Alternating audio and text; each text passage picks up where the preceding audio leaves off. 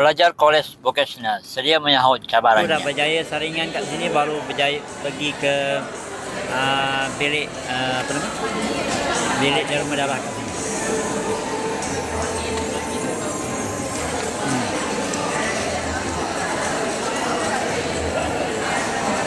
Okay, sesi semua student-student, muka yang ceria-ceria. Ini tekanan darah. Sebelum nak derma kena cek dulu kan? Betul. Semua penderma kena lalu sini. Betul. Dia kena jumpa lepas kita dah check yang lain. Darah. Okey. Kita kena lalu doktor, kena pakai screen, banyak tanya soalan. Yang sini lah yang banyak tanya beria sikit. Rumit juga ya. Saya ingatkan terus boleh duduk je. Kau timbang kau. Oh ya. Dahsyat.